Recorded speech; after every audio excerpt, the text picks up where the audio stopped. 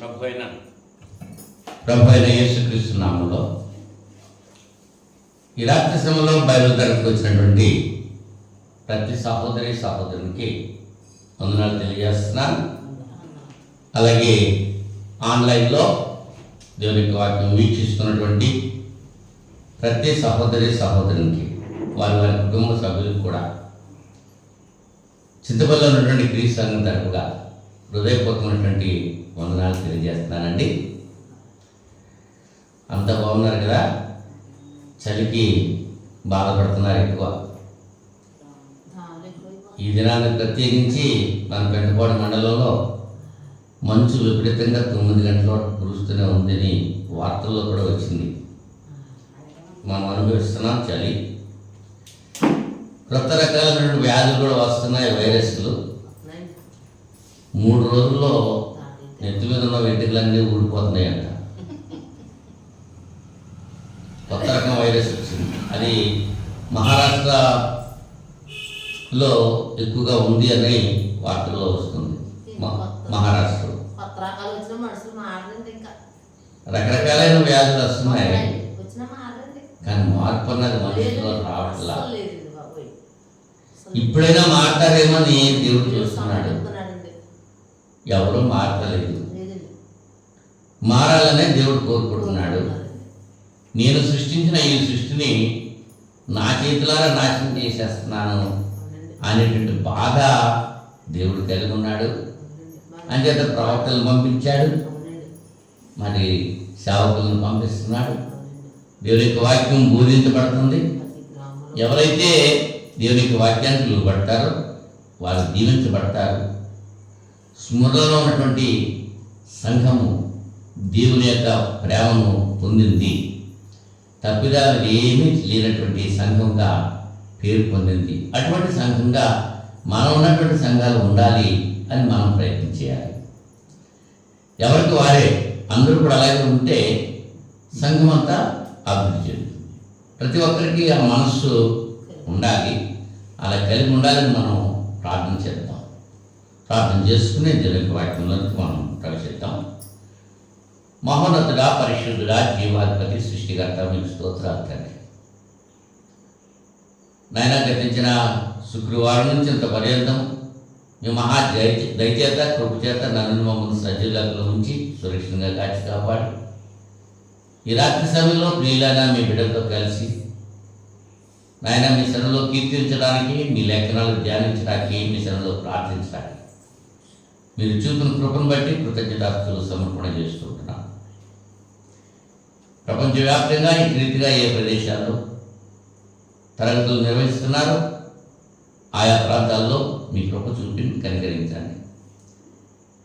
ఈ దినాన్ని పగటి సమయంలో జరిగిన ప్రతి బైబిల్ తరగతి కొరకు ప్రార్థన చేస్తున్నాను. మీ నామహిమగా జరిగించుకున్నందుకు కృతజ్ఞతలు తెలియజేస్తున్నాను.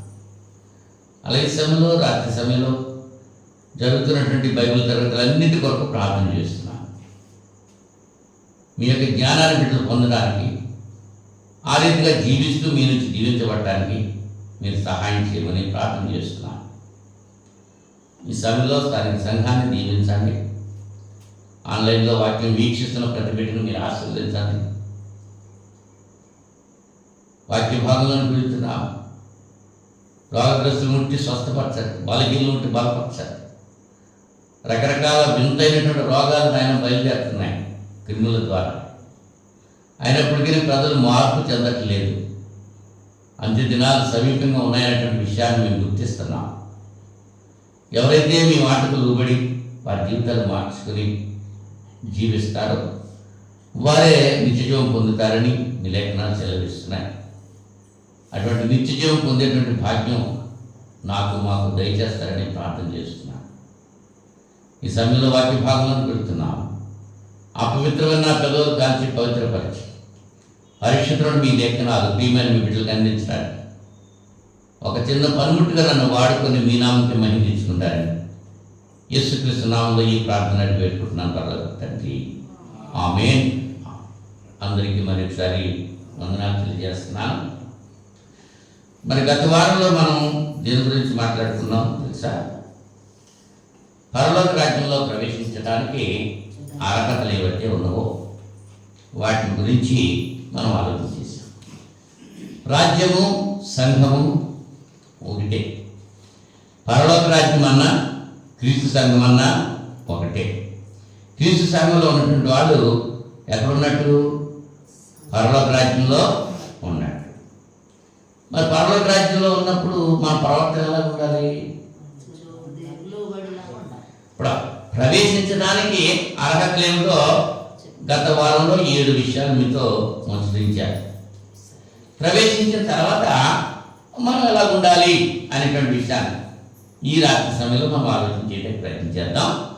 మత్తయి సువార్త 5వ అధ్యాయం 8వ వచనంలో హృదయ శుద్ధి గల వారు ధన్యులు, వారు దేవుని చూచెదరు అని రాయబడ్డది. యేసు ప్రభు వారు చెప్పారు హృదయ శుద్ధిగా ఉండాలి. ఏం శుద్ధి? మనం శరీరాన్ని శుద్ధి చేసుకుంటున్నాం, మన వస్త్రాలు శుద్ధి చేసుకుంటున్నాం, మన గృహాలు శుద్ధి చేసుకుంటున్నాం, మన పరిసరాలు శుద్ధి చేసుకుంటున్నాం. కానీ మన హృదయాన్ని శుద్ధి చేసుకుంటున్నామా? ఆలోచన కలిగి ఉండాలి ప్రతి ఒక్క. హృదయాన్ని శుద్ధి చేసుకుంటాం అంటే ఈ గుండె బయటకు తీసేసి క్లీన్ చేసి మన లోపల పెట్టడమా? ఈ గుండె కాదు, ఈ హృదయం అంటే కాదు. మన మనస్సు శుద్ధిగా ఉండాలి, మన తలంపులు శుద్ధిగా ఉండాలి, మన ఆలోచనలు శుద్ధిగా ఉండాలి. హృదయం నిండిన దాన్ని బట్టి నోరు మాట్లాడుతుంది అన్నాడు. మన హృదయంలో ఏ తలంపులు మనం కలిగి ఉన్నామో వాటిని బట్టే మాట్లాడుతూ ఉంటాం. లోకంలో పచ్చ కామెల్లో వాడికి లోకమంతా పచ్చగానే కనపడుతుందని చెప్తూ ఉంటారు.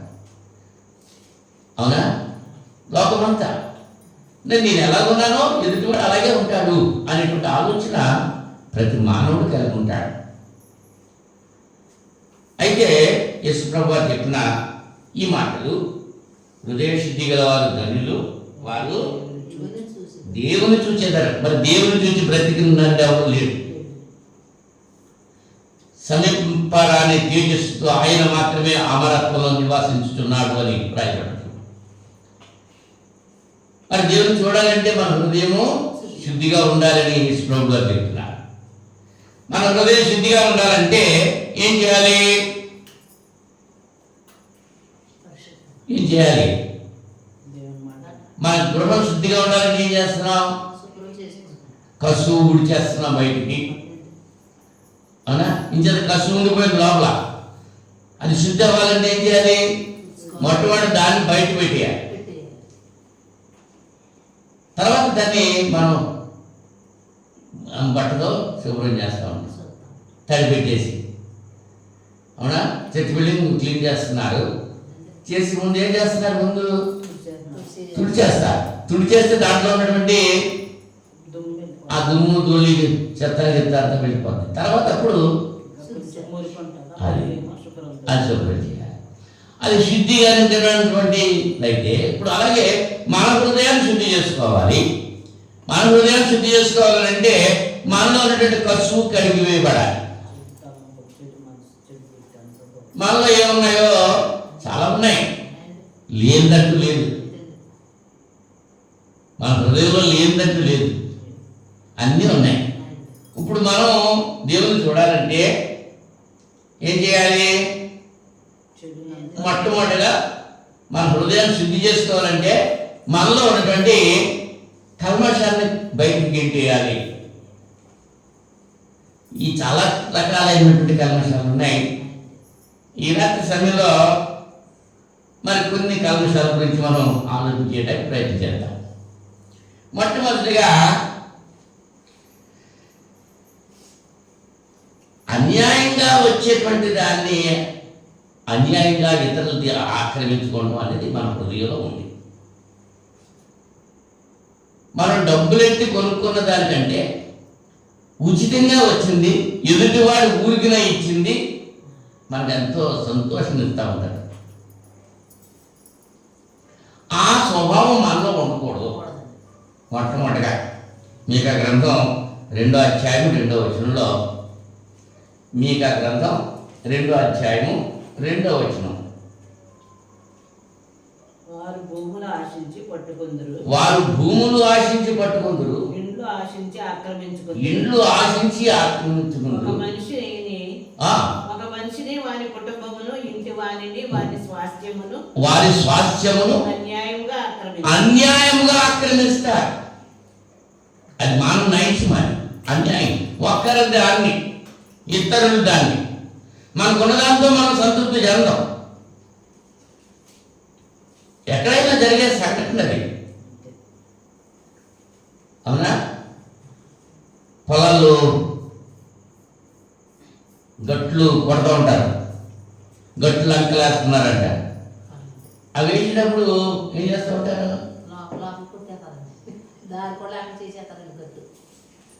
పొలం విషయంలో ఇళ్ళ దగ్గరికి వచ్చావనుకో, ఇంటి విషయంలో, సరిహద్దుల విషయంలో వాళ్ళకున్నది సరిపోదు, ఆక్రమిస్తారు. ఎదుటి వాళ్ళని ఆక్రమిస్తాం. సంఘాల విషయంలోకి వస్తే, సేవకుల విషయంలోకి వస్తే, నేను నా సంఘంతో సంతృప్తిగా ఉండటం చెందను. నేను ఎదుటి వాళ్ళ సంఘాన్ని ఆక్రమించుకోవాలి. అవునా? ఇది ఉండకూడదు మన హృదయంలో అనేటువంటి విషయాన్ని దేవుడు తెలవిస్తున్నాడు. నిర్గమకాండం 20 వచనంలో, నిర్గమకాండం 20 వచనం,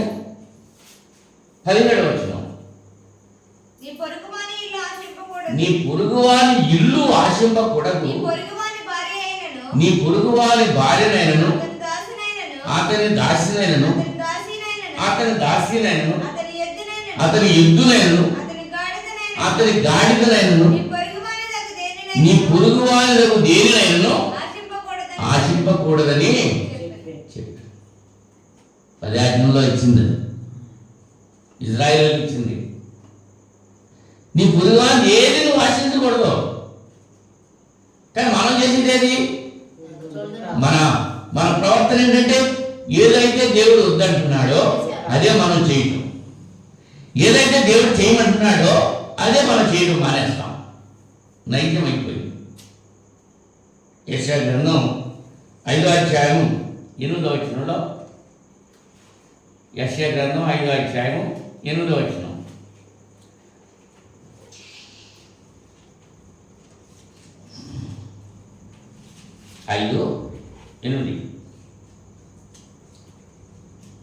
స్థలము మిగులకుండా మీరు మాత్రమే దేశంలో నివసించినట్లు. ఏంటంటే స్థలము మిగులకుండా మీరు మాత్రమే దేశంలో నివసించినట్లు, మీరు మాత్రమే దేశంలో నివసించాలి. ఇంటికి ఇల్లు కలుపుకొని, పొలములకు పొలము చేర్చుకొని, మీకు శ్రమ, మీరే ఉండాలి, ఇంకెవరు ఉంటే వీలేదు.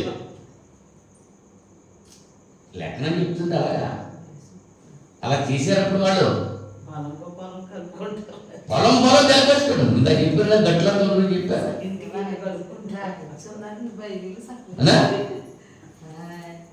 పక్కనే కలిపేసుకుంటారండి. ఇటువంటి వాళ్ళకి శ్రమ. ఇప్పుడు అటువంటిది మన నుంచి దూరపరచుకోవాలి అనేటువంటిది మొట్టమొదటి విషయంగా గమనించాలి. ఒక సందర్భంలో సమూయేలు న్యాయాధిపతిగా ఉన్నాడు. అతడు వృద్ధుడైపోయాడు. అతను కుమారుడు సరిగ్గా ప్రవర్తించడం లేదు. అందుచేత ఆ ఇశ్రాయేలు ప్రజలు తమ కొరకు సర్వలోక మర్యాద చొప్పున ఒక రాజును మాకు కావాలి అని చెప్పి సమూయేలుని అడిగారు. అడిగినప్పుడు సమూయేలు అంటున్నాడు, నేను మీకు ఏమైనా అన్యాయం చేశానా? నీ తప్పుని రాజుని పెట్టాలి అంతే కదా. దేవుడు చెప్తున్నాడు సమూయేలుతో, సమూయేలు నిన్ను కాదు వాళ్ళు విసర్జించింది, నన్నే విసర్జించారు అని చెప్పాడు. ఆ సందర్భం బట్టి మనం ఆలోచన చేస్తే సమూయేలు గ్రంథం మొదటి గ్రంథం 12వ అధ్యాయము, మొదటి సమూయేలు 12వ అధ్యాయము 3-4 వచనాల్లో సమూయేలు ఆ ప్రజలతో చెబుతున్నాడు. ఏమని? ఇదిగో నేనున్నాను, నేను ఎవరి ఎద్దునైనా తీసుకుంటున్నా, ఎవరి గార్ధమునైనా పట్టుకుంటున్నా, ఎవరికైనా అన్యాయం చేసినా, ఎవరినైనా బాధ పెట్టిందినా, న్యాయం నాకు అగపడకుండా ఎవరు చెప్తున్నా లంచం పుచ్చుకుంటున్నా అలాగ చేసిన ఎడల యెహోవా సన్నిధిని ఆయన అభిషేకం చేయించిన వారి ఎదుటను వాడు నా మీద సాక్ష్యం పలుకోవలను, అప్పుడు నేను మీ ఎదుట దాన్ని మరలా ఇచ్చును. నీవు మాకు ఏ అన్యాయమైనను ఏ బాధనైనా చేయలేదు, ఏ మనిషిని వద్ద కానీ నీవు దేనినైనా తీసుకుని లేదని వారు చెప్పగా, అతడు అట్టిది నా యొక్క ఏది మీకు దొరకదని యెహోవాయును ఆయన అభిషేకం చేయించిన వాళ్ళు ఈ దినమున మీ మీద సాక్షులై ఉన్నారు అని చెప్పినప్పుడు సాక్షులని వారు ప్రత్యుత్తరం ఇచ్చారు. న్యాయాధిపతిగా పదవి విరమణ చేసేటటువంటి పరిస్థితిలో సమూయేలు ఇశ్రాయేలుతో చెప్పినటువంటి మాట, అతడు చేసిన కాలమంతా కూడా అన్యాయంగా ఏది అంచెలు గ్యారంటీగా చెప్తాడు, మొక్క మీద అడుగుతున్నాడు, నీ ఎవరి దగ్గర అన్యాయంగా నేను తీసుకున్నానా? ఈ రాత్రి సమయంలో చింతపల్లి క్రీస్తు సంఘాన్ని నేను అడుగుతున్నాను, మీ దగ్గర అన్యాయంగా నేను ఏమైనా తీసుకున్నానా? ఎవరినైనా బాధ పెట్టానా? ఎవరినైనా దొంగతనంగా తీసుకున్నానా? ఎవరినైనా అక్రమంగా తీసుకున్నానా? ఈ రాత్రి సమయంలో అడుగుతున్నాను. అవునా? మరి ఎందుకు ఆరాధన మానేట్టు చాలా మంది? ఎందుకు శుక్రవారం బైబిల్ తరగతికి రాకపోవటం?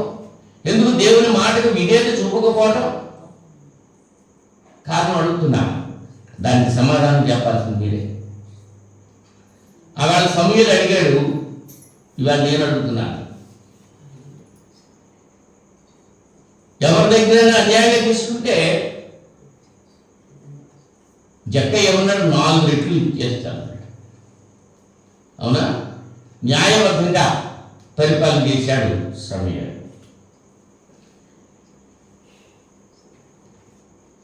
మరొక సంఘటన మీకు జ్ఞాపకం చేస్తున్నాను. నాబాలు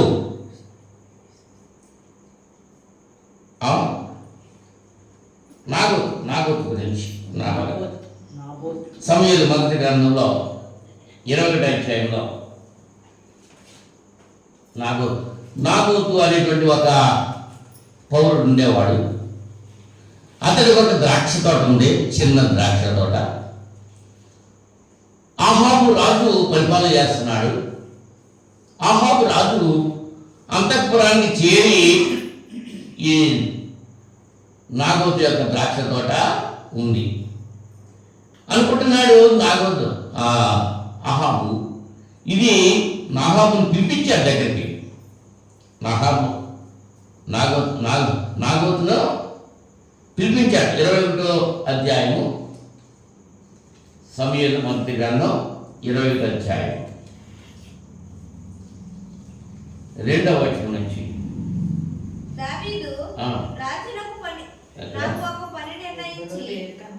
అది కదమ్మా 19వ వచనం 2వ సమూయేలు చూడండి ఒకసారి.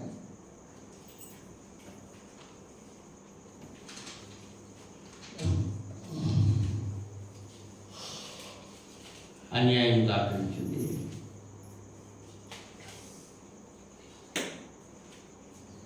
21వ అధ్యాయం 2వ సమూయేలు. నాగోతును పిలిపిస్తాడు ఆహాబు.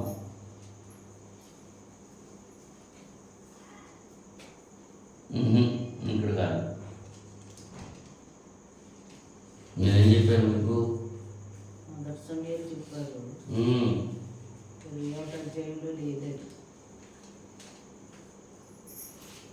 ఆహాబు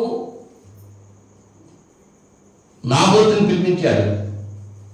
చెప్తాను. పిలిపించి, నీ ద్రాక్ష తోట నాకు ఇచ్చేయి, దీనికి రెట్టింపు నేను ఇస్తాను అని చెప్పన్నాడు. లేకపోతే ఖరీదిస్తాను అన్నాడు. కానీ నాగోతు ఒప్పుకోలేదు. పిత్రార్జితం నేను ఇవ్వను అన్నాడు. దాని గురించి స్పాట్ చేసుకుని బాధపడుతూ ఇంట్లో ఉన్నాడు, మంచం మీద అన్నం తినకుండా. యజమాని రాణి గారు వచ్చి, ఎందుకయ్యా నువ్వు ఇలాగన్నావు అని అడిగింది. ఇలాంటి సంగతి అని చెప్పాడు.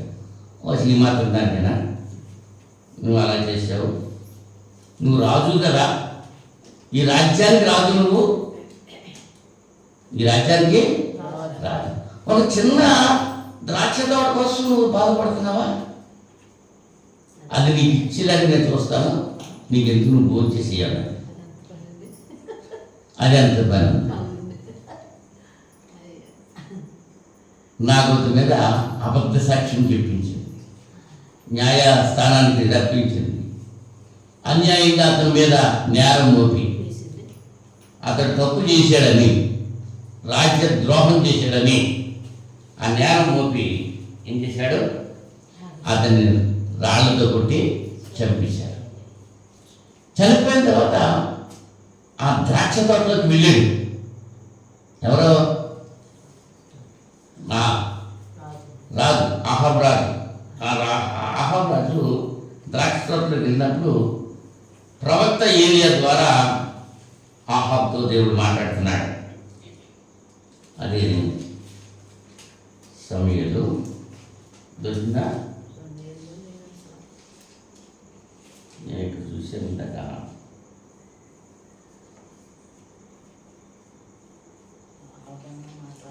19వ వచనంలో ఆ మాట మనం చూసాము.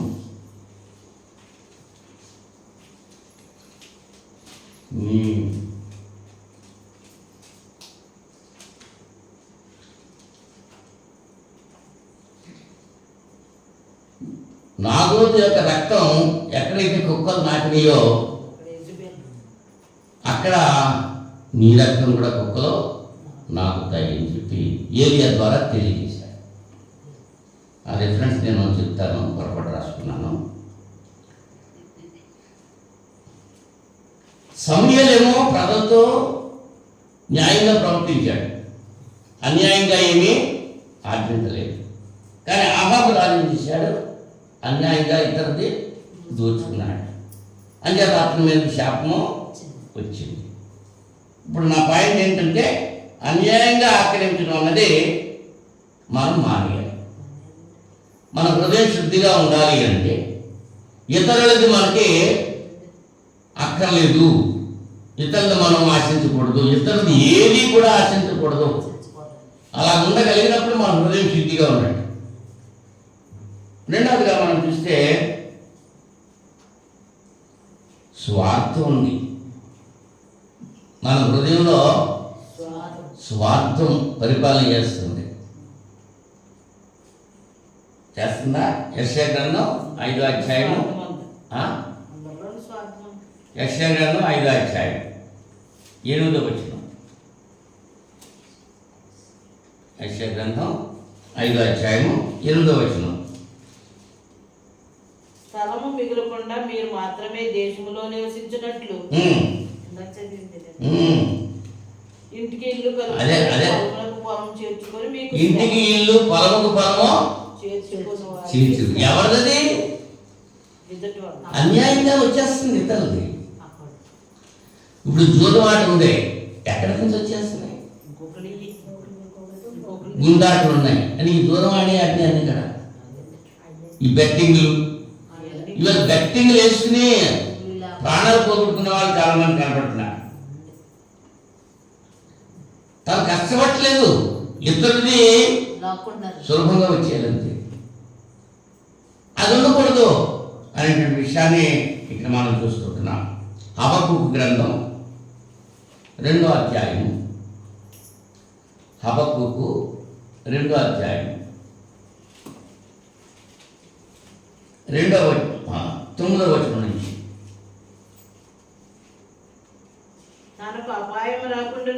తనకు అపాయము రాకుండానట్లు తన నివాసమును బలపరుచుకొని తన ఇంటి వారి కొరకై అన్యాయముగా లాభం సంపాదించుకుని వారికి శ్రమ. అన్యాయముగా లాభం సంపాదించు. వ్యాపారం చేసినప్పుడు లాభం లేకుండా ఉండదు, కానీ అన్యాయంగా సంపాదించేటువంటి వారికి శ్రమ. ఇప్పుడు కూరగాయల దుకాణం భర్తడు ఉన్నాడు అనుకోండి, వాడు చోటుకు వెళ్ళి కొనుక్కుని రావాలి, అవి మళ్ళీ మీరు మనకే అమ్ముతూ ఉంటాడు.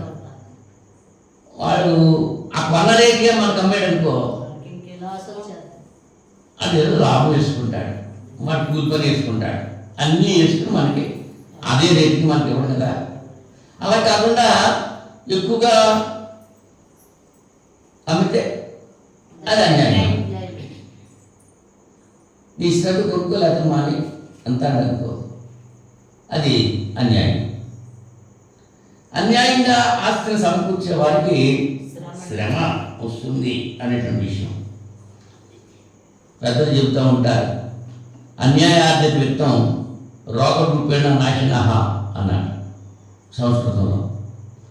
అన్యాయార్థిత విత్తం, అన్యాయంగా సంపాదించినటువంటి కూర్చుబడి రోగరూపేణ నాశనం అయిపోతాడు. రోగాలు వచ్చేసి మందులు అయిపోతాయి. ఇలా చూస్తున్నాం. వాళ్ళ సంపాదన ఎలా ఉంది? అక్రమమైన సంపాదన, సక్రమమైన సంపాదన. అది అక్రమంగా వచ్చింది, అక్రమంగానే పోతుంది. అది కోతి పాలు డబ్బులు పాలకి, నీళ్ళు డబ్బులు నీళ్ళకి అని గెట్టేసిందని కథ చెప్తూ ఉంటారు కదా. అది అన్యాయంగా. ఇంకొక రాజుగారి గురించి మీకు జ్ఞాపకం చేస్తాను. ఇర్మియా గ్రంథం 22వ అధ్యాయము. ఇర్మియా గ్రంథం 22వ అధ్యాయం 13వ వచనం నుంచి. నీతి తప్పి తన నగరును స్థాపించు వానికి శ్రమ. నీతి తప్పి తన నగరును స్థాపించే వానికి శ్రమ. న్యాయం తప్పి తన మేడగదులను కట్టించుకొనుచు. న్యాయం తప్పి తన మేడగదులను కట్టించుకొనుచు. జీతమియ్యక తన పొరుగువాని చేత ఊరకయ్యే పొరుగు చేయించుకున్న వానికి శ్రమ. పొరుగు వాళ్ళ దగ్గర పని చేయించుకుంటూ ఊరకే. నువ్వు ఏ పని చేసినా పని చేసినాడు పనివాడు జీతానికి పాత్రుడు. పని చేసినప్పుడు జీతం ఇవ్వాలి. ఇవ్వకుండా ఇదంతా ఫ్రీయే అనుకుంటే నువ్వు కూడా ఫ్రీ అయిపోతావు. అక్కడికి ఎవరి కష్టం మనం ఉంచుకోకూడదు. అవునా?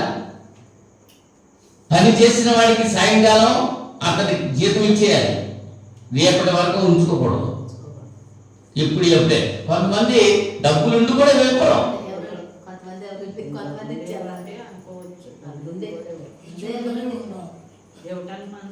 మరి పని డబ్బులు లేకుండా పని ఎలా చేయించుకోవాలి? అది కనుక ఇటువంటి మాటలు ఇక్కడ మనం చూస్తున్నాం. యోషియా అనేటువంటి రాజు గారికి యెహోయాకీము అనేటువంటి రాజు కొడుకున్నాడు. ఆ కొడుకు ఏం చేస్తాడంటే క్రిందికి చదివితే 15వ వచనంలో, నీవు అతిశయపడి దేవదారు పలకల హృదయం గృహమును కట్టించుకున్న చేత రాజు వగుదువా? నీ తండ్రి అన్నపానములు కలిగి నీతి న్యాయం అనుసరించు క్షేమముగా ఉండలేదా? ప్రవక్త ఇర్మియా యెహోయాకీము రాజుతో మాట్లాడుతున్నాడు. నీ తండ్రి ఎలా ఉన్నాడు? అన్నపానములు కలిగి నీతి న్యాయం అనుసరించు క్షేమంగా ఉన్నాడు. అతడు దీనులకును దరిద్రులకును న్యాయం తీర్చుచు సుఖముగా బ్రతికాను. అలాగనే చేయితే నన్ను తెలుసుకుంటే కాదా? కానీ వీడెలా ఉన్నాడు? ఇదే యెహోవా. అయితే నీ దృష్టియు నీ కోరికయు అన్యాయంగా లాభం సంపాదించుకున్నట్టు ఎందే, నిరపరాధుల రక్తము ఒలికించుట ఎందే నిలిచి ఉన్నది. యెహోయాకీముతో ఇర్మియా ద్వారా దేవుడు మాట్లాడుతున్నాడు. నీ తండ్రి నడిచినట్లు నువ్వు నడవట్లా. నీ తండ్రి కలిగిన భక్తి నువ్వు కలిగలేవు. నీ తండ్రి కలిగినటువంటి ఆ నీతి నువ్వు కలిగి లేవు అని చెప్తున్నాడు. చివరికి వచ్చేటప్పటికి ఏమంటున్నాడు? 18వ వచనంలో, కావున యోషియా కుమారుడు యెహోయాకీమును యూదారాజును గురించి యెహోవా ఇలా సెలవిస్తున్నాడు. జనులు అయ్యో నా సహోదరుడా, అయ్యో సహోదరి అని అతని గురించి అగలార్చరు. అయ్యో నా ఏలినవాడా, అయ్యో శోభావంతుడా అని అతని కొరకు అగలార్చరు. అతను యెరూషలేము గుమ్మముల ఆవలికి ఈరోబడి పారవేయబడి గాడిద పాతి పెట్టబడు రీతిగా పాతి పెట్టబడు. యెహోయాకీము గురించి చర్చారు. అతని ప్రవర్తన ఏంటి? ఎంతసేపు ఇతరులు కావాలని ఆశిస్తమే. తనది కాని దాన్ని ఆక్రమించే వారికి శ్రమ. చిన్న విషయాల్లో కూడా మనకి సరిపోదు, ఇతరులు కావాలి. ఎక్కడికో వెళ్ళి తెచ్చేసుకుంటూ ఉంటారు. ఎవరేది ఏమ్మా వెళ్ళిపోతారు, పొలాలు వెళ్ళిపోతూ ఉంటారు, తెచ్చేసుకుంటూ ఉంటారు. ఎక్కడేది? ఎవరేది? నీ సొంతమా? మరి ఎవరేది? మరి అలా చేయొచ్చా? అలా చేయకూడదని అక్కడ చెప్తున్నాడు. చేసినటువంటి యోగవాక్యం గురించి మాట్లాడు. నీ హృదయం శుద్ధిగా ఉండాలంటే దేవుడు నీకు ఏది ఇచ్చాడో దాంతో సంతృప్తి కలిగి ఉండాలి.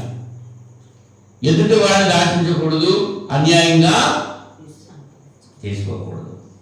స్వార్థం అలా పీడిస్తుంది మనిషిని. మూడవదిగా మనం చూస్తే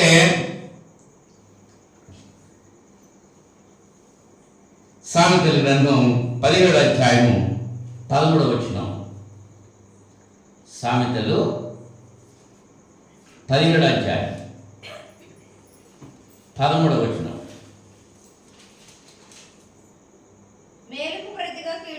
మేలుకు ప్రతిగా కీడు చేయవాని ఇంట నుండి కీడు తొలగిపోదు. తొలగిపోదంటే ఉండిపోతుంది. ఎంత గెంటినా నువ్వు చీపిరిచి గెంటా వెళ్తావు, కర్రలిచ్చి గెంటా వెళ్తావు. ఆ కీడు అలా ఉండిపోద్ది అనమాట. బయటికి బొమ్మంటే పోదు. ఎవరింట్లో ఉంటది? మేలుకు ప్రతిగా కీడు చేయవాని ఇంట నుండి. మేలు పొంది కీడు చేస్తూ ఉంటారు. చాలా మంది ఉంటారు. చేసిన ఉపకారానికి కృతజ్ఞత ఉండదు, మర్చిపోయి వాళ్ళకి ఎదుటి మళ్ళీ కీడు చేసేటువంటి పరిస్థితి కలిగి ఉంటారు. అది ఉండకూడదు అని కీర్తన 35వ కీర్తన 12వ చరణంలో మేలుకు ప్రతిగా నాకు కీడు చేయుచున్నారు, నేను దిక్కు లేని వాడనైతిని. దావీదు గారు దేవునితో మొరపెట్టుకుంటున్నాడు. ఈ 35వ కీర్తన దావీదు కీర్తనే. నేను చేసిన మేలుకి వీళ్ళు ఏం చేస్తున్నారు? నాకు కీడు చేస్తున్నారు, నేను దిక్కులేని అయిపోయాను అని దేవుడి దగ్గర మొరపెట్టుకుంటున్నాడు. ఎందుకంటే ఎందుకు శత్రువులు అయిపోయారు వాడు?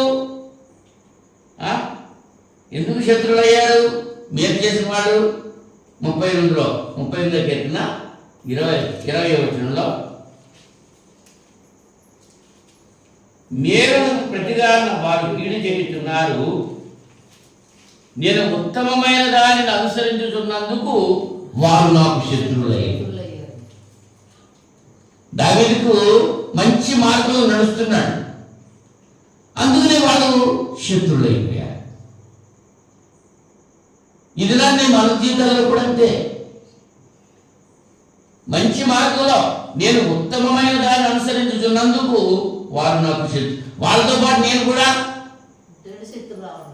శత్రుత్వం ఉండదు.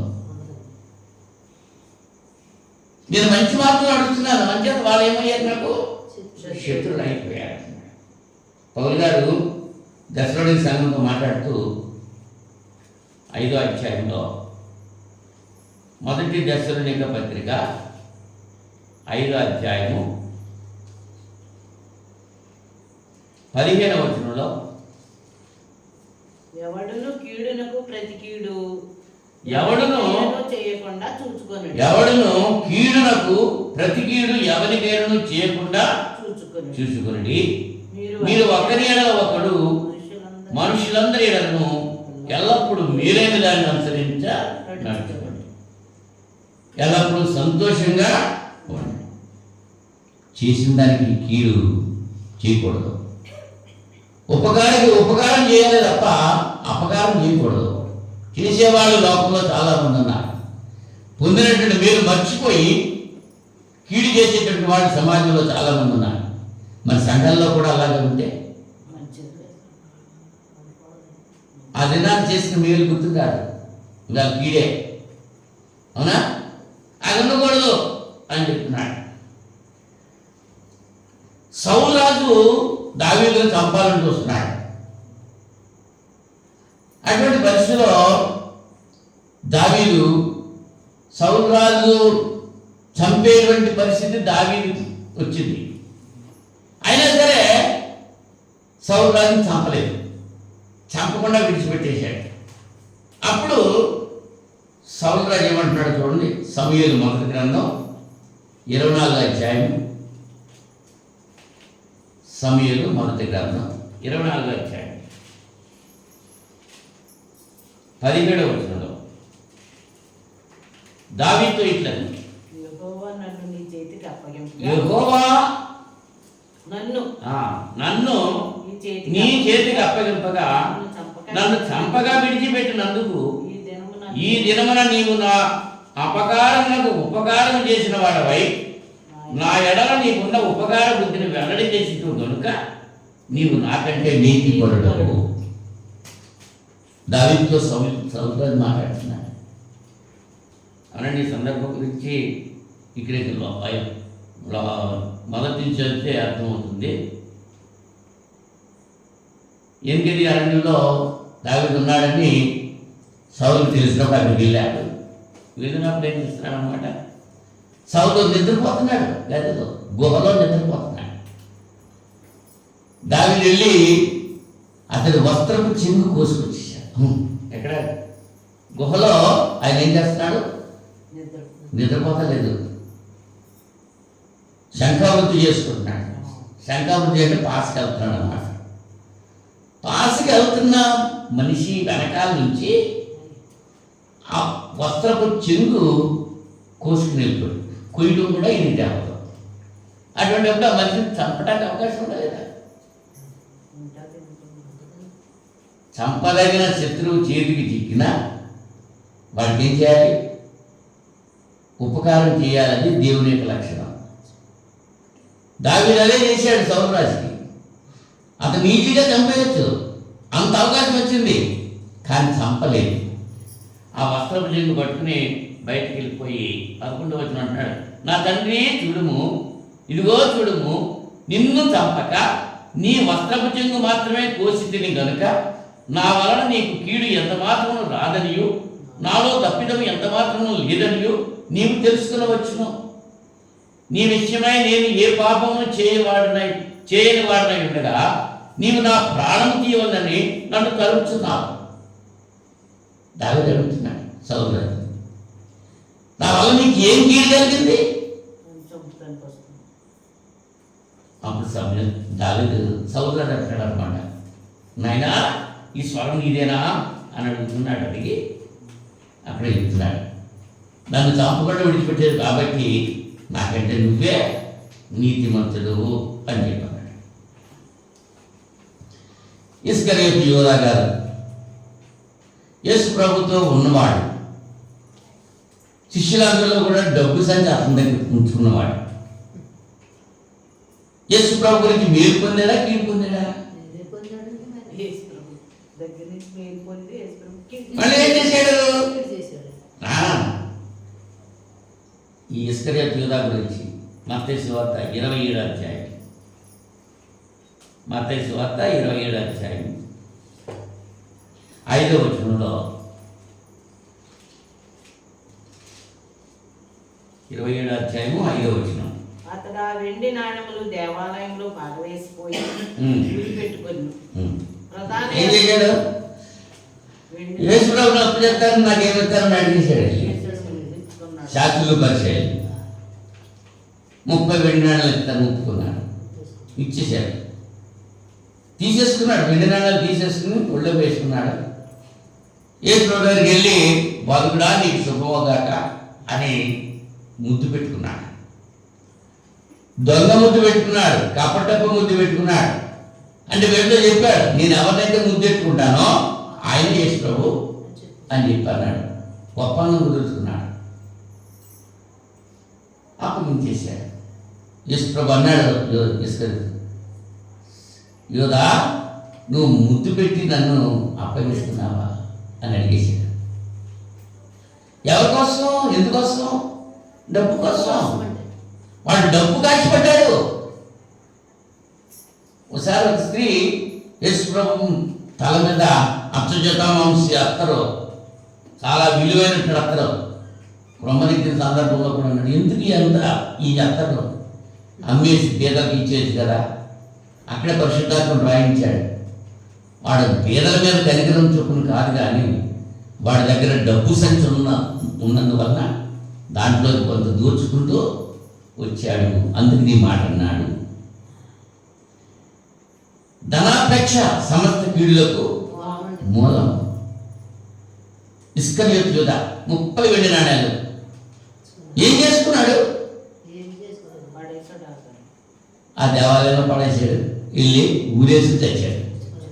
ఆ డబ్బు ఏమైపోయింది? ఇవాళ కూడా సమాజంలో అన్యాయంగా డబ్బులు సంపాదించే వాళ్ళు ఏం చేసుకుంటారు? అవి అక్రమంగా. నేను కాదు, ఇతరులది నువ్వు ఆశిస్తున్నావు. అది ఉండకూడదు మన హృదయంలో. పిలాతు దగ్గర యేసు ప్రభు ఉన్నాడు తీర్పు తీర్చబడటానికి. ఆ సందర్భంలో ప్రజలు కేకలేస్తున్నారు. ఏమని? పిలాతు యేసు ప్రభుని రక్షించాలని ఆలోచన కలిగి ఉన్నాడు. తన భార్య కూడా తనకి వర్తమానం పంపింది, ఆ నీతిమంతుని జోలికి వెళ్ళొద్దు. నేడు ఈ దినాన్ని అతని గురించి నాకు దర్శనం వచ్చింది చెప్పిందా? అంచేత యేసు ప్రభుని ఏదో రీతిగా విడుదల చేయాలనేటువంటి ఆలోచన పిలాతు కలిగి ఉన్నాడు. ప్రజలను అడుగుతున్నాడు. మరి పండక్కి ఒక ఖైదీని విడుదల చేయటం మనకు అలవాటు కాబట్టి ఒక ఖైదీని, బరబ్బా ఉన్నాడు, బందిపోటు గడ్డి దొంగ, హత్య చేసినటువంటి హంతకుడు, దూషకుడు. మరి అతన్ని విడుదల చేయనా లేకపోతే మీ యేసు ప్రభుని విడుదల చేయనా అని అడిగాడు. మీరిద్దరిలో ఎవరిని విడుదల చేయాలి ఏమంటున్నారంటే మత్తయి సువార్త 27 అధ్యాయము 25 వచ్చిన 27 అధ్యాయము 25 వచ్చిన. అందుకు ప్రజలందరూ వారి రక్తము మా మీదను మా పిల్లల మీద ఉండుగాక అని అప్పుడు అతడు వారు కోరినట్టు బరబ్బను వారికి విడుదల చేసి యేసును కొరడాలతో కొట్టించి సిలువ వేయ. యేసు ప్రభువు మీరు చేసాడా, కీడు చేశాడా? ప్రజలందరికీ చేశాడా, కొందరికి చేశాడా? కానీ ఆ ప్రజలందరూ ఏమంటున్నారు? యేసు ప్రభుని సిలువ వేసేయాలి, యేసు ప్రభుని చంపేయాలి. ఎవరు కావాలి? బరబ్బా కావాలి, ఓ దొంగోడు కావాలి, ఓ లుచ్చకుడు కావాలి, ఓ అబద్ధకోడు కావాలి, ఓ హంతకుడు కావాలి. నేటి దినాల్లో కూడా అంతే. సత్యం చెప్తూ ఉంటే చెబుతారు, కల్పన కథలు చెప్తూ ఉంటే, మిర్చిగోలు మాటలు చెప్తూ ఉంటే అవి నచ్చుతాయి. దేవునికి లేకుండా చెప్తుంటే ఉన్నది ఉన్నట్టు చెప్తూ ఉంటే ఎవడో ఇష్టపడ్డారు. మీకు ఒక ఉదాహరణ చెప్తాను. క్రీస్తు సంఘములో స్త్రీ బోధించడం అన్నది క్రీస్తు సంఘం కాదు, పరిశుద్ధ గ్రంథంలోనే ఉందన్నమాట. కొరింథీ పత్రికలో ఉంది, తిమోతి పత్రికలో ఉంది. పౌలు గారు చెబుతున్నాడు, సంఘంలో స్త్రీ మాట్లాడుట అవమానము అని చెప్పాడు. ఉందా లేదా? మరి ఎంతమంది ఇష్టపడుతున్నారా మాట? ఈ మాట చెప్పేవాళ్ళు ఎలా చెప్తున్నారు?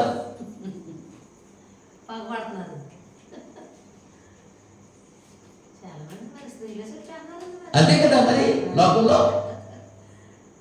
అమ్మా, దేవుని యొక్క వాక్యాన్ని పక్కన పెట్టేస్తున్నారు, మనుషులు కల్పించిన పద్ధతులను ముందు పెడుతున్నారు. అటువంటి వాళ్ళకి పరలోక రాజ్య ప్రవేశం ఉండదు. దేవుడు మన హృదయంలోకి రావటాన్ని, దేవుడు మనకు కనబడాలి. యేసు ప్రభువు చెప్తున్నారు, హృదయ శుద్ధి గలవారు దేవుని చూస్తాడు. నీ హృదయం శుద్ధిగా ఉండాలంటే నీలో ఉన్నటువంటి నీ హృదయంలో ఉన్నటువంటి చెడ్డ తొలగించేసుకో. ఆ చెడ్డలో ఏమొచ్చింది? అన్యాయంగా ఆక్రమించడం వచ్చింది, స్వార్థం వచ్చింది, మేలుకు ప్రతిగా కీడు చేసేటువంటి మనస్సు కలిగి ఉంది. రోమపత్రిక 12వ అధ్యాయము 17వ వచనంలో, రోమపత్రిక 12:17 కీడుకు ప్రతి కీడెవనికిని చేయవద్దు. కీడుకు ప్రతి కీడు ఎవరికి చేయవద్దు. మనుషులందరి దృష్టికి యోగ్యమైన వాటిని గురించి ఆలోచన కలిగి ఉండి శక్యమైతే మీ చేతనంత మటుకు సమస్త మనుషులతో సమాధానంగా ఉండి, పిల్లరా మీకు మీరే పగ తెచ్చుకొనక దేవుని ఉగ్రతకు చూటియుడి. పగ తీర్చుట నా పని. నీకు సమాజంలో ఎలా జరుగుతుంది? సంఘాల్లో ఎలా జరుగుతుంది? మన సంఘంలో ఎలా జరుగుతుంది? మన కుటుంబంలో ఎలా జరుగుతుంది? ఆలోచన చేసుకోవాలి. కీడుకు ప్రతి కీడు ఎవ్వరికీ చేయకూడదు. అలా ఉన్నప్పుడే మన హృదయం శుద్ధి అవుతుంది. ఈ మలినము మన హృదయంలో ఉంటే శుద్ధి అవుతుందా? ఇది మలినమా కాదా? ఈ కసువును ఊడ్చేయాలి బయటికి, ఈ కసువును తీసేయాలి బయటికి. అప్పుడే దేవుని చూడగలవు నువ్వు. అప్పుడే హృదయము శుద్ధిగా ఉండేటువంటిది. మరొక విషయం మనం ఆలోచన చేస్తే, ప్రసంగి 10వ అధ్యాయము 18వ వచనంలో, ప్రసంగి 10వ అధ్యాయము 18వ వచనం,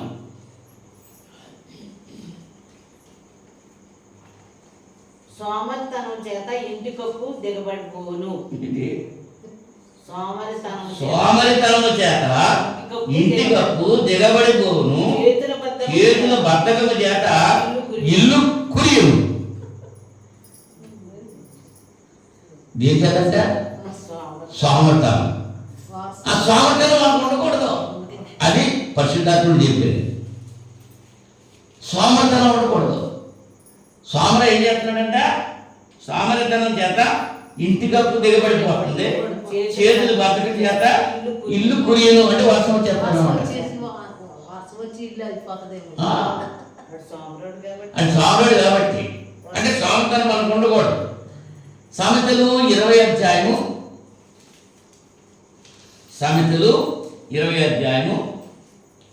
4వ వచనంలో, విత్తులు వేయు కాలమున స్వామిని దున్నడు, కోతకాలమున పంట కూర్చి వాడు విచారించినప్పుడు వానికి ఏమీ లేకపోవును.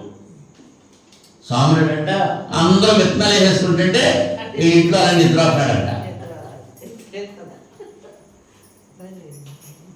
అలాగే నిద్ర వస్తున్నాడు. అందరూ విత్తనాలు చల్లేసుకుంటున్నారు. మరి అందరూ విత్తనాలు మొలకెత్తింది, పంట వచ్చింది. మరి ఏం చల్లాడు? అందరూ కోప కోసేసుకుంటుంటే ఈడేం చేస్తాడు? సొంత కూర్చుంటాడు. ఇంకేమవుతుందండి? అలా 24వ అధ్యాయం సామెతలు 24వ అధ్యాయం 24:30 వచనం. సోమరివాని చేను నేను దాటినాగా. ఆ చేను అంటే ఎవరిదే? సోమరుడు. సోమరుడు చేను దాటితే తెలివిలే వారి ద్రాక్ష తోట నేను దాటినాగా దాని ఎంతటా ముండ తుప్పలు బలిసి ఉన్నాను, దూల ముందు దాన్ని కప్పి ఉన్నాను, దాని రాతి గోడ పడి ఉన్నాను. నేను దాన్ని చూసి యోచన చేసుకుంటుని, దాన్ని కనిపెట్టి బుద్ధి తెచ్చుకుంటుని. ఇంకా కొంచెం నిద్ర, ఇంకా కొంచెం కుదుకుపాటు, పరుడుగా ఇంకా కొంచెం చేతులు ముడుచుకుంటా. వీటి వలన నీకు దరిద్రత పరిగెత్తి వచ్చును, ఆయుధస్తులు వచ్చినట్లు లేమి నీ మీదకి వచ్చింది. శీతాకాలం కదా, చలి బయట ఇంకా కాసేపు పడుకుందా, చేతులు ముడిసి ఇంకా కాసేపు అప్పుడే లేకపోతుంది. స్వామర్థ్యం. దానివల్ల వచ్చేటువంటి నష్టం చెప్తున్నాడు అక్కడ. చేను మండలు తప్పలే, అని చేయను ఎలా ఉంటుందంట, మండలు తప్పలే ఉంది. ముళ్ళ తప్పు వేసాడా. అట్లకి వస్తాయండి. ఇది మంచి చిత్రాలు లేదు, మరి భూమి చెడ్డ చిత్రాలనే ఊరిపించేసింది. స్వామి కూడా పనిలాగా ఉంటుంది. అంటే స్వామి ధనం అనుకోకూడదు. ఆయన బుద్ధి తెచ్చుకుంటే రాయబడ్డాయి అక్కడ 23వ అధ్యాయము 21వ వచనంలో సామెతల గ్రంథంలో త్రాగుబోతులను తిండిపోతులను దరిద్రులు. ఎవరు ఏ పోతులు ఇయ్యే? కొబ్బులు ఉండవంటి పోతులు. త్రాగుబోతులు తిండిపోతులు ఏమైపోతారు? దరిద్రులు అయిపోతారు. నిజమండి. నేను బాగా చిన్నప్పుడు హై స్కూల్ ఎడ్యుకేషన్కి ఇంకా వెళ్ళలేదు పూర్తిగా. ఆర్ట్వీల్లో మా మేనత్త ఉండేవాడు. జరిగిన సంఘటన అన్నమాట. ఆవిడకి పెళ్ళి అయ్యేటప్పటికి 50 ఎకరాల పొలం ఉంది. ఆర్ట్వీడు 50 ఎకరాలు.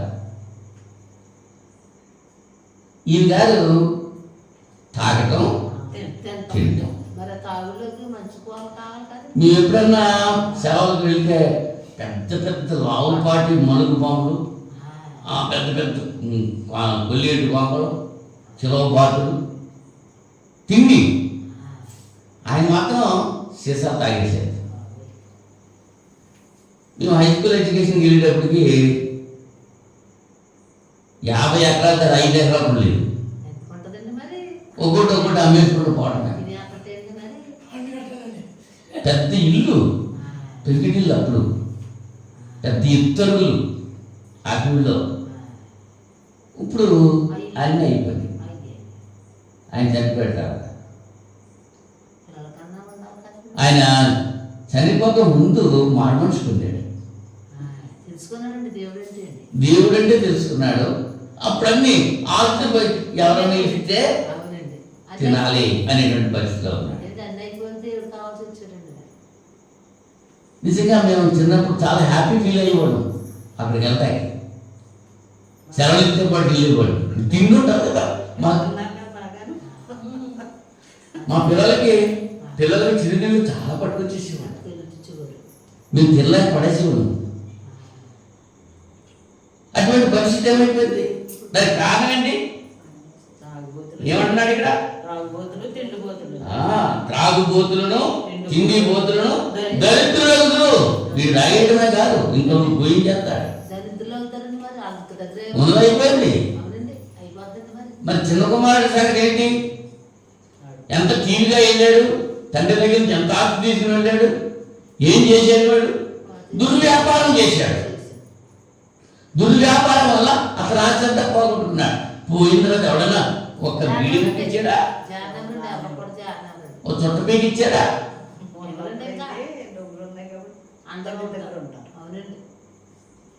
ఎప్పుడు సంపద కలిగినా అప్పుడే బంధువులు వస్తువులు. అది ఎట్లన్నాను? తెప్పలుగా తిరుగు చెందిన కప్పలు 10,000 తీరు గదరా సుమతి అన్నాడు. డబ్బులుంటే నీ దగ్గరికి అందరూ బీరకాయ తీసేట్టుకుని బీరకాయ అబ్బు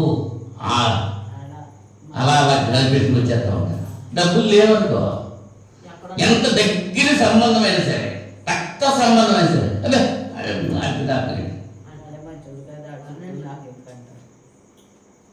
అటువంటి పరిస్థితి కనుక నువ్వు త్రాగుబోతుగా, తిండిపోతుగా, స్వామిపోతుగా నువ్వు ఉండకూడదు.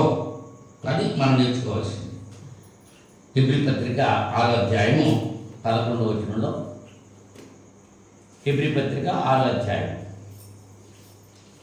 11వ వచనం,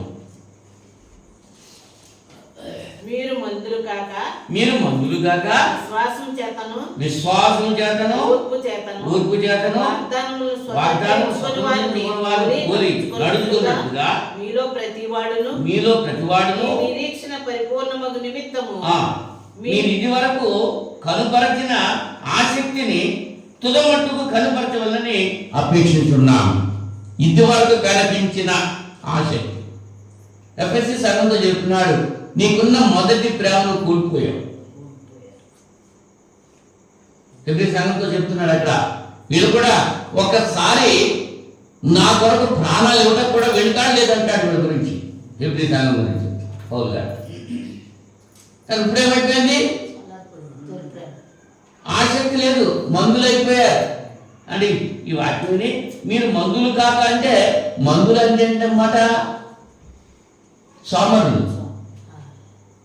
అంతేగాని మందులు అంటే మందులు కాక అంటున్నాడు దేవుడు, నువ్వు మందులు వేసుకోవద్దని చెప్పే బోధలు కూడా చాలా ఉన్నాయి.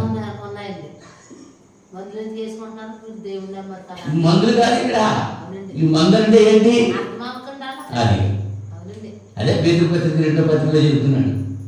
అవిశ్వాసులు, అస్థిరులు, విద్యా విహీనులు దేవునికి వాక్యాన్ని నిరంతరం చేసుకుంటూ ఉంటారు. కనుక మీరు అలా ఉండకూడదు అని చెబుతున్నాడు. ఆఖరిగా ఇప్పుడు ఎన్ని చెప్పాను, అన్యాయంగా ఆక్రమించడం వద్దు, స్వార్థం ఉండొద్దు, మేలుకు ప్రతిక్రియ చేయడం అనేది, స్వామర్థనం ఉండకూడదు. 4 చెప్పాను, ఇంకోటి చెప్పి ముందు చేస్తా. సామెతలు 17:1. సామెతలు 17:1. రుచి అయిన భోజన పదార్థములను కలహంతో కూడి ఉండిన ఇంట నుండుట కంటే నెమ్మది కలిగి ఉండి వట్టి రొట్టె ముక్క తినుట మేలు. ఏంటి, రుచి అయిన భోజనాలే పదార్థాలు ఉన్నాయి, కానీ కలహం ఉంది అక్కడ. అంటే కలహం, ఇప్పుడు దమ్ బిర్యానీ వండేసింది మా ఆవిడ, వండలేదండి అనుకోండి, చాలా టేస్టీగా ఉంది, దాంట్లో అన్నీ అనుకోగలన్నీ చాలా ఉన్నాయి. కానీ నేనేమో తాగేసి వచ్చాను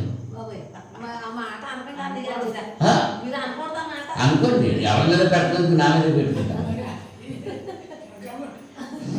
ఇప్పుడు ఇలాగా తోలుతా బాగా వచ్చాను అనుకో, సుఖమేంటి అక్కడ, మా ఎవరికి ఇష్టం ఉండదు, నువ్వు తాగొచ్చావు, నువ్వు నన్ను అంటావా అంటాడు. ఏమైపోతుంది, రుచి కలిగిన పదార్థాలే ఉన్నాయి ఇంట్లో, కానీ ఇంట్లో కలహం ఉంది. అది ఏమన్నా రుచి పడుతుందా అంటే, ఉదాహరణ చెప్పాను. ఎన్ని కుటుంబాలు ఇటువంటి పరిస్థితులు ఉన్నాయి, చాలా టేస్ట్ రుచి కలిగిన పదార్థాలు కలిగి ఉంటున్నారు, కానీ సంతోషంగా తింటలేదు. ఎగిరిపోతున్నాయి అంటే ఫ్లయింగ్ శాస్త్రం, ఎగిరిపోతూ ఉంటాయి, కంచాలు గట్టేసేస్తూ ఉంటారు, నీళ్ళు చెంబులు గట్టేసేస్తూ ఉంటారు, గ్లాసులు గట్టేసేస్తూ ఉంటారు. అమ్మగారు కూడా తిన్నగా ఉంటారండి, అట్లగాళ్ళు చేసుకుంటారు, అప్పగాళ్ళు చేసుకుంటారు అమ్మగారు. కనుక పిల్లరా, మన హృదయంలో నుంచి వీటిని తీసివేసినప్పుడు మన హృదయం శుద్ధిగా ఉండాలి, అప్పుడు మనం దేవుని చూడగలం. ఏంటంటే కలహాలు ఉండకూడదు, ఇంట్లో కలహాలు ఉండకూడదు, భార్యాభర్తల మధ్య కలహాలు ఉండకూడదు, అన్నదమ్ముల మధ్య కలహాలు ఉండకూడదు, అక్కచెల్లెల మధ్య కలహాలు ఉండకూడదు, ఇరుగు పొరుగు వారి మధ్య కలహాలు ఉండకూడదు. ఎందుకు వస్తున్నాయి కలహాలు? వాళ్ళ దాంతో వాళ్ళు సంతృప్తి చెందట్లేదు, అంచేత కలహం వస్తుంది. ఈవిడ గారు వాకులు దొరుకుతుంది, ఆవిడ గారు ఆ వాకులు పడగలుగుతా ఉంటుంది.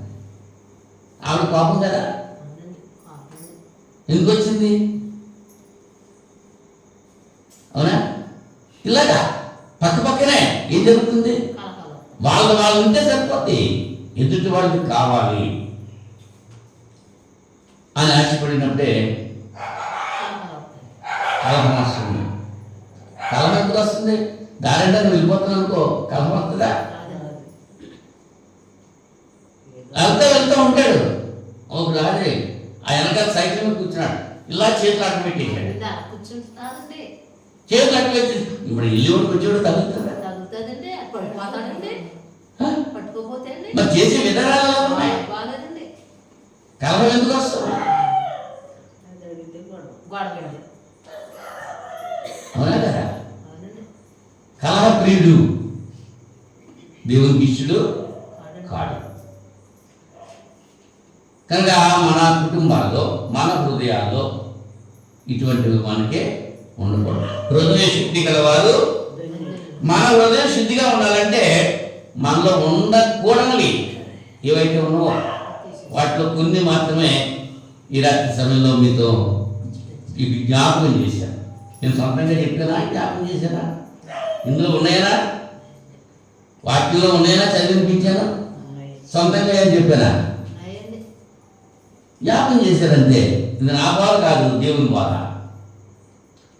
స్త్రీ సంఘంలో మాట్లాడటం అవమానము ఖచ్చితంగా పెట్టాడు పరిశుద్ధాత్మ. మరి వాళ్ళు మాట్లాడుతున్నారంటే దానికి అర్థం ఏంటి?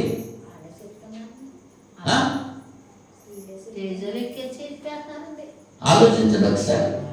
అంటే గ్రంథంలో రాసిన అన్ని ఒకటేనా కదా? రైటా కదా?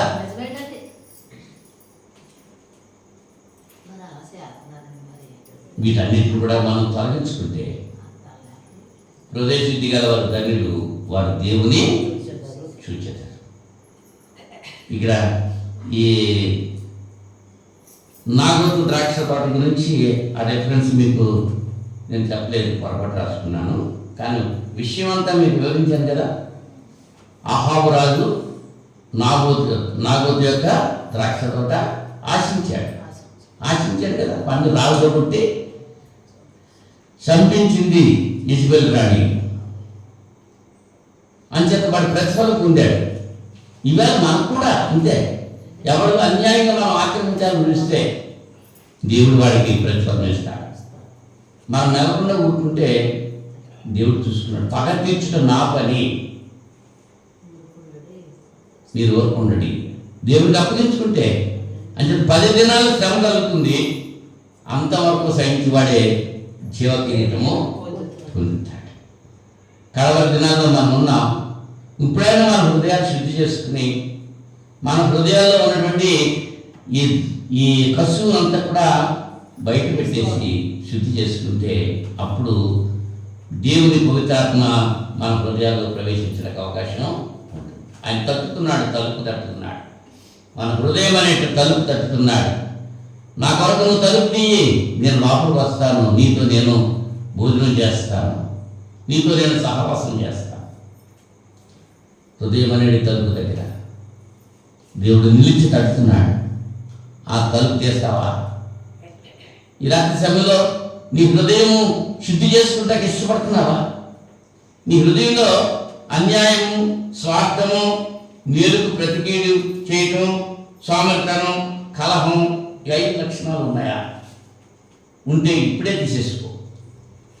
ఈ సమయంలోనే మోకరించి దేవుని సన్నిధిలో ప్రార్థించే, నైనా నా హృదయంలో ఈ చెడు లక్షణాలు ఉన్నాయి, వాటిని నా నుంచి దూరపరచు. నేను తీసేసుకోవాలనుకుంటున్నాను, కానీ మరలా నా ముందుకు వచ్చేస్తున్నాయి. అవి రాకుండా నువ్వే చేయి బాబు. దేవుని సన్నిధిలో ప్రార్థన చేసుకుంటే దేవుడు ఖచ్చితంగా దీవించి ఆ కార్యం మన పట్ల జరిగిస్తాడు. అలాగా మనం ఉండాలని చెప్పి నన్ను నేను హెచ్చరిక చేసుకుంటూ మిమ్మల్ని హెచ్చరిస్తూ ముగిస్తున్నా. ప్రార్థన చేసుకున్నా.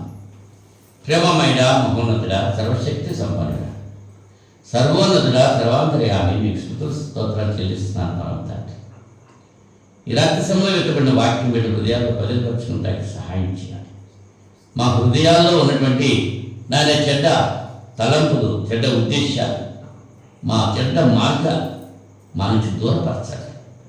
ప్రియమైన బిడ్డలుగా మీ జీవించడానికి మీ కృప చూపండి. మీ పరిశుద్ధాత్మ కాపుదలను మాకు అనుగ్రహించండి. మా హృదయాలు శుద్ధి చేయండి. మీ కుమారుడు క్రీస్తు రక్తంలో మమ్మల్ని కడిగి పవిత్రపరిచి పరిశుద్ధపరిచి మీరు ఇచ్చేటువంటి నిత్య జీవనంలో వారసులు అవడానికి మీరు సహాయం చేయమని ప్రార్థన చేసుకుంటున్నాను. విన్న ప్రతి బిడ్డను దీవించండి, ఆశీర్వదించండి, మీ కృపలో భద్రపరచండి. నాయన, ఇంత పర్యంతము మీ లేఖనాలు విన్నటువంటి చదివినటువంటి బిడ్డలందరినీ దీవించి ఆశీర్వదించి మీ కృపలో భద్రపరచండి. మీ కుమారుడు క్రీస్తును రాకడ వరకు మమ్మల్ని అందరూ కూడా సిద్ధపరచండి. ఈ రాత్రి సమయంలో తిరిగి మా గృహాలకు వెళుతున్నాం, మరణాన్ని పడక పెడుతున్నాం. ఆలస్యం మా శరీరాలకు అవసరం దయచేయండి. మీ చిత్తమైతే వేకుని సృష్టి బట్టి లేచి మేము స్తుతించి కనపరిచే భాగ్యం దయచేయండి. మరి యొక్క శుక్రవారం మీ చిత్తమైతే మాకు అనుగ్రహించి మీ లేఖనాలు మేము పరిశోధించి నేర్చుకుని ఆ రీతిగా జీవిస్తూ మీ నుంచి దీవించబడే భాగ్యం మా అందరికి ప్రసాదించాలి. యేసుక్రీస్తు నామములో ఈ ప్రార్థన అడిగి పెట్టుకుంటాను పర్వాలేదు తండ్రి. ఆమేన్. అందరికీ వందనాలు.